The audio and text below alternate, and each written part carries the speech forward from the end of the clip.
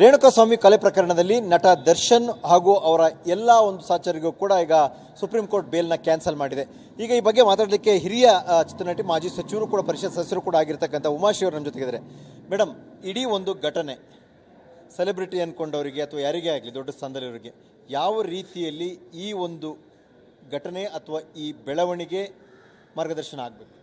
ನಮಗೇನಾಗಿದೆ ಅಂತ ಹೇಳಿದರೆ, ಒಂದು ಕಡೆ ಸುಪ್ರೀಂ ಕೋರ್ಟಿನ ಆದೇಶ ಏನಿದೆ ಅದನ್ನು ಗೌರವಿಸಲೇಬೇಕಾದಂತಹ ಅನಿವಾರ್ಯತೆ ಪ್ರತಿಯೊಬ್ಬ ನಾಗರಿಕರಿಗೂ ಇರೋ ಹಾಗೆ ನಮಗೂ ಕೂಡ ಆಗಿದೆ, ಅನಿವಾರ್ಯ ಕೂಡ.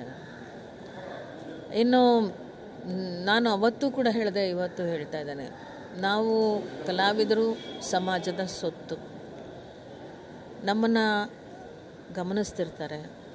ಹಾಗಾಗಿ ನಮ್ಮ ಪ್ರತಿಯೊಂದು ಮಾತು ಕೃತಿ ಎಲ್ಲವೂ ಕೂಡ ಒಂದು ಚೌಕಟ್ಟಿನಲ್ಲೇ ಇರೋದನ್ನು ನಿರೀಕ್ಷೆ ಮಾಡ್ತಾರೆ. ಸಹಜವಾಗಿ, ಯಾಕಂದರೆ ಏನಾಗ್ಬೋದು ಅಂತ ನಿರೀಕ್ಷೆ ಇತ್ತು. ಆ ಮಧ್ಯದಲ್ಲೂ ಕೂಡ ಆದಂಥ ಕೆಲವು ಬೆಳವಣಿಗೆಗಳು, ಹೆಣ್ಣು ಮಕ್ಕಳ ವಿಚಾರದಲ್ಲಿ ಆಡಿದ್ರು ಅನ್ನುವಂಥದ್ದು ಅಥವಾ ಸೋಷಿಯಲ್ ಮೀಡಿಯಾದಲ್ಲಿ ರಿಯಾಕ್ಟ್ ಮಾಡಿದಂಥ ರೀತಿ, ಇವೆಲ್ಲವೂ ಕೂಡ ಪಾಠ ಅಲ್ಲ, ಒಂದಕ್ಕೊಂದು ಪಾಠ ಆಗ್ತಾ ಹೋಗಬೇಕು. ಆದರೆ ಅವೆಲ್ಲವೂ ಕೂಡ ಮೀರಿ ನಡೀತಾ ಹೋಯ್ತಾ ಅಂತ. ಯಾರ ಬಗ್ಗೆ ಹೇಳ್ತಿದ್ದೀರಿ ನೀವು? ಇದೇ ದರ್ಶನ್ ಬೆಂಬಲಿಗರು ಮಾಡಿದಂಥದ್ದು ಇರ್ಬೋದು ಅಥವಾ ರಮ್ಯಾ ಅವ್ರ ಪ್ರಕರಣ ಇರ್ಬೋದು. ಈ ರೀತಿ ಪ್ರಜಾಪ್ರಭುತ್ವದ ವ್ಯವಸ್ಥೆಯಲ್ಲಿ ಅಭಿವ್ಯಕ್ತವನ್ನು ವ್ಯಕ್ತಪಡಿಸ್ತಕ್ಕಂಥದ್ದು, ಅದು ಟೀಕೆ ಇರ್ಬೋದು ಅಥವಾ ಪ್ರಶಂಸೆ ಇರ್ಬೋದು, ಸಹಜವಾಗಿ ನಡೀತಿರ್ತದೆ. ಸಾಮಾಜಿಕ ಜಾಲತಾಣಗಳಲ್ಲಿ ಇತ್ತೀಚೆಗೆ ಈ ಅಭಿವ್ಯಕ್ತಗೊಳಿಸ್ತಕ್ಕಂಥ ಸಂದರ್ಭದಲ್ಲಿ ಪರ ಮತ್ತು ವಿರೋಧಗಳು ಬಂದಾಗ, ಸಂಯಮ ಕಳೆದುಕೊಂಡಾಗ ಈ ರೀತಿಯ ಪ್ರಕರಣಗಳು ನಡೀತಾ ಹೋಗುತ್ತೆ. ಈ ಹಿಂದೆ ಅದನ್ನು ಹೇಳ್ತಾ ಇದ್ದೆ ನಾನು. ನನ್ನ ಅನುಭವದಲ್ಲಿ ಡಾಕ್ಟರ್ ರಾಜ್ಕುಮಾರ್ ಅವರ ಅಭಿಮಾನಿಗಳನ್ನು ನೋಡಿದ್ದೇನೆ, ಆ ಕಾಲದ ವಿಷ್ಣುವರ್ಧನ್ ಅಭಿಮಾನಿಗಳನ್ನು ಕೂಡ ನೋಡಿದ್ದೇನೆ, ಡಾಕ್ಟರ್ ವಿಷ್ಣುವರ್ಧನ್ ಅವ್ರದ್ದು, ಮತ್ತು ಅಂಬರೀಷ್ ಜಿ ಅವ್ರದ್ದು ನೋಡಿದ್ದೇನೆ. ಆಗ ಸೋಷಿಯಲ್ ಮೀಡಿಯಾ ಇರಲಿಲ್ಲ, ಭಾಳ ಅಂದರೆ ಕೂಗಾಡ್ತಿದ್ರು, ಕಿರುಚಾಡ್ತಿದ್ರು, ಅಭಿಮಾನ ವ್ಯಕ್ತಪಡಿಸು, ಅಲ್ಲಿಗೆ ಮುಗಿಯುತ್ತಿತ್ತು. ಈಗ ಸೋಷಿಯಲ್ ಮೀಡಿಯಾ ಬಂದ ನಂತರದ ದಿನಗಳಲ್ಲಿ ಈ ಅಭಿಮಾನಿಗಳ ಜೊತೆ ಹೊಸ ಪೀಳಿಗೆಯ ಅಭಿಮಾನಿಗಳು ಕೂಡ ಇದ್ದಾರೆ. ಅವರು ಒಂದಿಷ್ಟು ಸಂಯಮವನ್ನು, ಒಂದು ಪ್ರಬುದ್ಧವಾದ ಚಿಂತನೆಯನ್ನು ಇಟ್ಟುಕೊಂಡು ಇದ್ದರೆ ಒಂದು ಸಾಮಾಜಿಕ ಆರೋಗ್ಯಕ್ಕೆ ಬಹಳ ಒಳ್ಳೆಯದು ಅಂತ ನನಗನ್ಸುತ್ತೆ.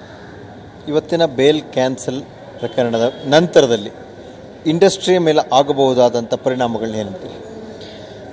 ದರ್ಶನ್ ವ್ಯಾಪಾರ ಜಗತ್ತಿನಲ್ಲಿ ಒಳ್ಳೆಯ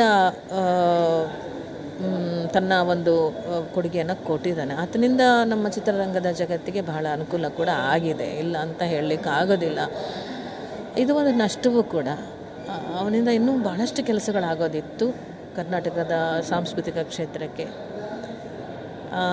ಆಗತ್ತೆ, ಏನೋ ನನಗೆ ಇದು ಇಷ್ಟಕ್ಕೆ ಮುಗ್ದೋಗುತ್ತೆ ಅಂತೇನಿರೋದಿಲ್ಲ. ಇನ್ನೂ ಕೇಸ್ ಆಗಬೇಕು, ಅದರದ್ದು ಕೋರ್ಟಲ್ಲಿ ಏನೇನು ತೀರ್ಮಾನಗಳಾಗುತ್ತೋ ಗೊತ್ತಿಲ್ಲ, ನಿರಾಶೆ ಆಗೋದ್ರ ಅಗತ್ಯ ಇಲ್ಲ. ಆದರೆ ಯಾರೋ ಒಬ್ರಿಗೆ ನ್ಯಾಯ ಅಂತೂ ಸಿಗಲೇಬೇಕಲ್ಲ. ಪರ ವಿರೋಧದ ಬಗ್ಗೆ ನಾನು ಮಾತಾಡೋದಿಲ್ಲ. ಈ ಕ್ಷಣದಲ್ಲಿ ನಾನು ಯಾವುದನ್ನು ಕೂಡ ಮಾತಾಡೋದಕ್ಕೆ ಕಷ್ಟ ಆಗ್ತದೆ ನನಗೆ. ಅದರಿಂದ ಇಷ್ಟನ್ನೇ ಹೇಳಬಲ್ಲೆ, ಅಭಿಮಾನಿಗಳು ಸ್ವಲ್ಪ ಶಾಂತವಾಗಿರೋದು ಒಳ್ಳೆಯದು.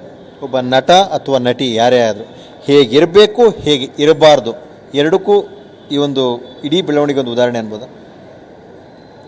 ಸಮಾಜ ನಮ್ಮ ನಿರೀಕ್ಷೆ ಮಾಡ್ತಾ ಇರುತ್ತೆ. ಸಮಾಜದ ಸ್ವತ್ತು ಅಂತ ನಾನು ನಿಮ್ಗೆ ಮೊದಲೇ ಹೇಳಿದೆ. ನಮ್ಮ ಪ್ರತಿಯೊಂದು ನಡೆ ನುಡಿ, ನಮ್ಮ ಪ್ರತಿಯೊಂದು, ನಮ್ಮ ಹುಡುಗಿ ತೊಡುಗೆ ಎಲ್ಲವನ್ನೂ ಕೂಡ ಬಹಳ ಪ್ರೀತಿಯಿಂದ ಅಭಿಮಾನದಿಂದ ಕಾಣ್ತಿರ್ತಾರೆ. ಸೊ ಹಾಗಾಗಿ ಸಮಾಜದ ದೃಷ್ಟಿಕೋನದಲ್ಲಿ ಅವರೆಷ್ಟೇ ವೈಯಕ್ತಿಕವಾಗಿ ಏನೇ ಇದ್ದರೂ ಕೂಡ ಕೆಲವೊಂದು ಸಲ ನಾವು ಅನಿವಾರ್ಯವಾಗಿ ಅದು ಸಮಾಜದ ದೃಷ್ಟಿಕೋನದಲ್ಲಿ ಒಂದು ಚೌಕಟ್ಟಿನೊಳಗೆ ಒಂದು ಹಿಡಿತ, ಒಂದು ನಿಯಂತ್ರಣದಲ್ಲಿ ಇರಲೇಬೇಕಾದಂಥದ್ದು ಅನಿವಾರ್ಯ. ನಮ್ಮ ಹಿರಿಯರ ನೋಡಿದ್ದೇವೆ ನಾವು. ಡಾಕ್ಟರ್ ವಿಷ್ಣುವರ್ಧನ್ ಹೇಗಿದ್ದರು, ರಾಜ್ಕುಮಾರ್ ಅವ್ರು ಹೇಗಿದ್ದರು, ಇವೆಲ್ಲ ನೋಡಿದ್ದೇವೆ ನಾವು. ಮೊನ್ನೆ ಬಿ ಸರೋಜಾದೇವಿ ಅವರು, ಭಾಳಷ್ಟು ಉದಾಹರಣೆಗಳಿದೆ. ಅಗತ್ಯ ಇದೆ ಅಂತ ಅನಿಸುತ್ತೆ ನನಗೆ. ಕೊನೆಯದಾಗಿ ಮೇಡಮ್, ನಿಮಗೆ ಬಿಟ್ಬಿಡ್ತೀನಿ, ಇಡೀ ಘಟನೆ, ಇಡೀ ಬೆಳವಣಿಗೆ ಈ ಹಂತವರೆಗೆ ಬಂದ ನಂತರದಲ್ಲಿ ಇಂಡಸ್ಟ್ರಿಯವರಿಗಿರ್ಬೋದು, ಅವರ ಅಭಿಮಾನಿಗಳಿಗಿರ್ಬೋದು, ಅಥವಾ ಒಟ್ಟಾರೆಯಾಗಿ ಏನು ಹೇಳೋಕ್ಕೆ ಇಷ್ಟಪಡ್ತೀನಿ? ಇದು ನೋವಿನ ಸಂಗತಿ, ಆಗಬಾರ್ದಾಗಿತ್ತು, ಆಗಿ ಹೋಗಿದೆ. ಈ ರೀತಿಯೆಲ್ಲ ಆಗದ ಹಾಗೆ ನೋಡ್ಕೊಳ್ಳೋದು, ಮುನ್ನೆಚ್ಚರಿಕೆಯನ್ನು ವಹಿಸ್ತಕ್ಕಂಥದ್ದು ನಮ್ಮೆಲ್ಲರ ಜವಾಬ್ದಾರಿ ಅಂತ ಅನಿಸುತ್ತೆ. ಇದು ಹಿರಿಯ ನಟಿ, ಮಾಜಿ ಸಚಿವೆ, ಪರಿಷತ್ ಸದಸ್ಯ ಕೂಡ ಆಗಿರ್ತಕ್ಕಂಥ ಉಮಾಶ್ರೀ ಅವರ ಮಾತು. ಅಂದರೆ ನಾವು ಸಮಾಜ ನಮ್ಮನ್ನು ಗಮನಿಸ್ತಾ ಇರುತ್ತೆ, ಸಮಾಜದ ಆಸ್ತಿ ಆಗಿರ್ತೀವಿ, ನಾವು ಹೇಗೆ ಇರ್ತೀವಿ ಅನ್ನೋದು ಕೂಡ ಅಷ್ಟೇ ಮುಖ್ಯವಾಗುತ್ತೆ ಅನ್ನುವಂಥದ್ದು ನಟಿಯವರ ಮಾತು. ಕ್ಯಾಮರಾ ಪರ್ಸನ್ ಶ್ರೀಕಾಂತ್ ಜೊತೆ ಸುಕೇಶ್, ಪಬ್ಲಿಕ್ ಟಿವಿ, ಬೆಂಗಳೂರು.